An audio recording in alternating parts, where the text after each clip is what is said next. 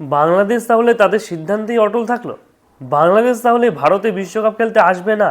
2026 টি-20 বিশ্বকাপের জন্য যে গুঞ্জন চলছিল যে ভারতে তারা এসে খেলবে না বাংলাদেশের ক্রিকেট টিম, এবং বাংলাদেশের বুলবুল থেকে শুরু করে আরও যারা যারা আছে প্রত্যেকেই, আসিফ নজরুল প্রত্যেকেই বলছে না আমরা ভারত থেকে খেলবো না, এবং সেই কথাটাই তারা রাখছে।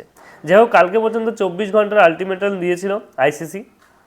আইসিসি জানিয়ে দিয়েছিল যে তোমাদের পক্ষে কেউ ভোট দেয়নি, শুধুমাত্র পাকিস্তান ছাড়া কেউ তোমাদের ভোট দেয়নি, তাই সেই ভোটাভুটির জন্য আমরা এই সিদ্ধান্ত উপনীত হয়েছি যে ভারতে এসেই তোমাদেরকে খেলতে হবে। এবং যথারীতি এই কথাবার্তাগুলি ভাইরাল হলো এবং সমস্ত মেল বা চিঠি পেল বাংলাদেশের বিসিবি ক্রিকেট বোর্ড থেকে, এবং তারা আজকে এই সিদ্ধান্ত জানাচ্ছে যে না, আমরা এখনও আমাদের সিদ্ধান্তকে কনসিডার করবো না, আমরা ভারতে খেলতে যাব না, আমরা খেললে হয় শ্রীলঙ্কায় গিয়ে খেলবো, না হলে খেলবো না। অর্থাৎ তার মানে বিশ্বকাপ তারা সরাসরি বয়কট করতে চাইছে। আপনাদের কি মনে হয় যে এই আমিনুল ইসলাম বুলবুল থেকে শুরু করে আসিফ নজরুল যে কাজটা করছে তাতে কি বাংলাদেশ ক্রিকেটের উন্নতি হবে নাকি ক্ষতি হবে?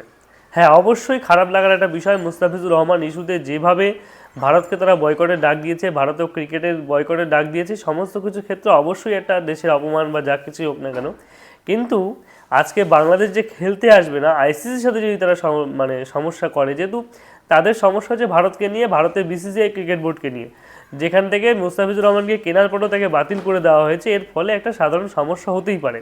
এবং সেই সমস্যার মুখোমুখি হয়ে সমগ্র বাংলাদেশের মানুষ ক্ষেপে আছে কেন? তার একটাই কারণ যে ভারতবর্ষ থেকে যেহেতু মুস্তাফিজুর রহমানকে বাতিল করে দিয়েছে, আইপিএল থেকে বাদ দিয়ে দিয়েছে, না কিন্তু আলাদা ব্যাপার ছিল, কিন্তু কেনার পরও তাকে যখন বাদ দিয়ে দিয়েছে, এর ফলে তারা ভারতের খেলাকে বয়কট করেছে, একদম সরাসরি বয়কট করেছে, না আমরা ভারতে খেলতে যাব না, খেলবো না।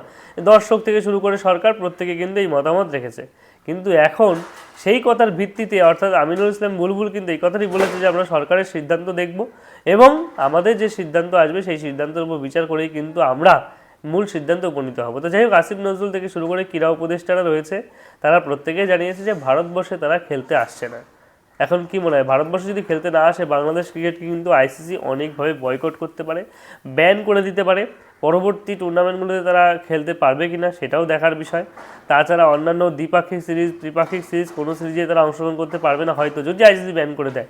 যেমন শ্রীলঙ্কাকেও ব্যান করেছিল, তার পূর্বে আমরা দেখেছি ইংল্যান্ড ক্রিকেটকে ব্যান করেছিল, অনেক ক্রিকেট দেশকে ব্যান করেছিল, এবং পরবর্তীকালে তারা কিন্তু আবার সেই ব্যান থেকে বেরিয়ে এসেছিল। যাই হোক, বাংলাদেশের সাথে কী ঘটতে চলেছে সেটাও কিন্তু আমরা দেখার অপেক্ষা আছে, কারণ আইসিসির সাথে পাঙ্গা নিয়ে ক্রিকেট খেলা সম্ভব নয়। ঠিক আছে, যাই হোক, বাংলাদেশ ক্রিকেট কতটা কী করবে সেটাও শুধুমাত্র দেখার অপেক্ষায় থাকবো।